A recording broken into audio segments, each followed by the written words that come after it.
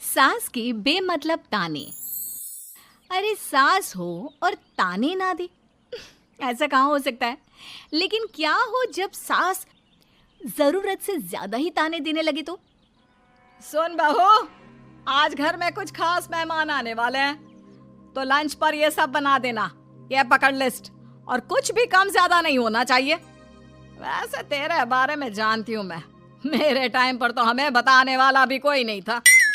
माँ जी कितने लोग आ रहे हैं ये तो लिखा नहीं है। खाना बच जाए तो दिक्कत, कम पड़ जाए तब तो दिक्कत ही दिक्कत है ना। क्यों? अरे सवाल पर सास के साथ सोने वाली बहू। रजनी और अमर की शादी को अभी कुछ ही महीने हुए थे। अमर अपनी पत्नी रजनी से बहुत प्यार करता था। शुरू के कुछ दिन तो सब कुछ ठीक ठाक चलता रहा, लेकिन फिर छोटी छोटी बातों पर अमर और रजनी का झगड़ा होने लगा। अरे तुमने फिर से गीला टॉवेल बेड पर डाल दिया। कितनी बार तुमसे कहा है कि सारा बेड गीला हो जाता है। अरे गुस्सा क्यों कर रही हो? गलती हो गई मुझसे, अगली बार ध्यान रखूंगा। बस हर बार पर बस यही कह के चल देते हो। सारा दिन सफाई तो मुझे करनी पड़ती है ना। देखो रजनी, इस तरह नाराज मत हो। मैंने कहा ना, मैं ध्यान रखूंगा आगे से। और फिर रात के वक्त रजनी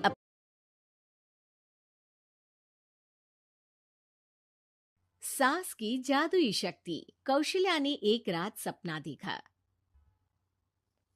कौशल्या राजपूत, तुमने किए हैं जीवन में अच्छे अच्छे कर्म, इसलिए अब से जब तुम चाहो गायब हो सकती हो, जिसके लिए तुमको सिर्फ चुटकी बजानी होगी, और चुटकी बजाते ही तुम गायब। बस एक बात का ध्यान रखना, जहां तुमने कोई गलत काम किया तुमसे ये शक्ति वापस ले ली जाएगी।